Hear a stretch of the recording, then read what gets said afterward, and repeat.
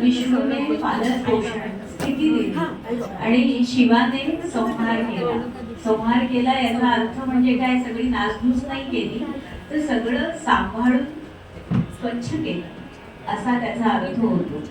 या तिन्ही तत्वांचा ज्यांच्यामध्ये साक्षात अनुभव आहे, अनुभूती आहे किंवा यांचा अवतार असंही आपण म्हणू, ते म्हणजे दत्तात्रय, त्रिमूर्ती दत्तात्रय, ब्रह्मा विष्णू महेश्वर. स्वतः दत्तात्रय हे गुरूंचे गुरुच आहे, पण त्यांनीही गुरु केले होते. एक नाही, दोन नाही, तर त्यांनी 24 गुरु केले होते. आणि त्यातनं त्यांनी ही शिकवण दिली आहे की ज्याच्याकडनं जे जे योग्य आहे ते ते आपण घेत राहावं. हा संदेश त्यांनी आपल्या सगळ्यांना दिला. ही शिकवण दत्तात्रयांनी दिली आहे की प्रत्येकातलं चांगलं घेत जा. त्यांच्या 24 गुरूंपैकी पहिली म्हणजे पृथ्वी. आपण पृथ्वीवर किती भार देतो ना, पण तरी ती सोशिक आहे. तर हा सोशिकतेचा गुण पृथ्वीकडनं घ्यावा. वायू आपल्याला दिसत नाही, पण वायूशिवाय कुणाचं पान हलत नाही, पण किती विरक्ती आहे वायूची, तो कुणामध्ये इंटरफेअर करत नाही, अशी विरक्ती वायूकडनं घ्यावी. पाणी एकरूपता असावी तर ती पाण्यासावी. असे 24 गुरु दत्तात्रयांनी केले आले आहेत. या दत्तात्रयांना वंदन करण्यासाठी मी स्वागत करते रेणुका जोशी हिचं.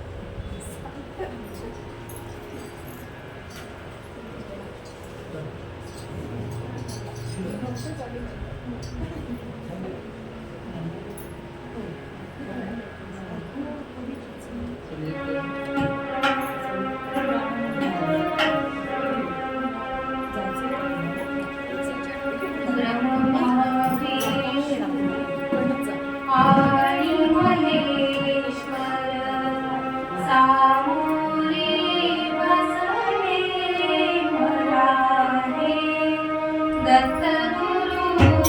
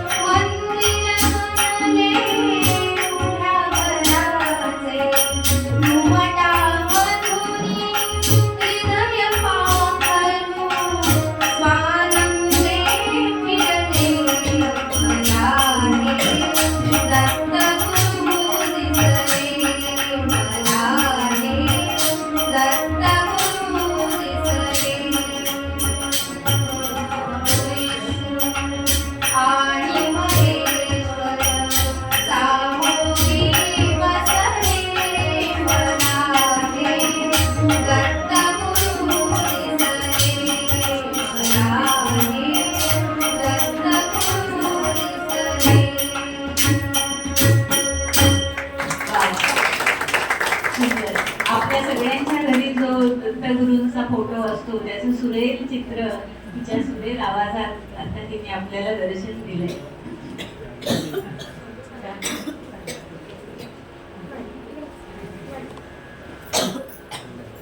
गुरु या शब्दाची अधिक व्याख्या आहे. गुरुगीतेमध्ये जी व्याख्या दिली आहे ती म्हणजे गु शब्दस्तु अंधकारा, ऋ शब्दस्तु निरोधका, म्हणजेच अंधकाराचा नाश करणारे ते गुरु. आपल्या अज्ञानाचा ते ज्ञानाने करतात ते गुरुची दुसरी व्याख्या म्हणजे जो लघु नाही तो गुरु, आणि जो लघुलाही गुरुत्व देतो तो गुरु. गुरु हा खूप छोटा शब्द वाटतो, पण त्याची व्याप्ती खूप खूप मोठी आहे. ते वर्णन करणाऱ्या दोन ओळी म्हणजे गुरु म्हणजे अक्षरे दोन, परी अमृताचा समुद्र, जाण दया माझी गुळताची क्षण. या गुरुला वंदन करण्यासाठी आता पुढचं भावगीत घेऊन येत आहेत विद्या काकू सोनखेडकर. मी त्यांचं स्वागत करते.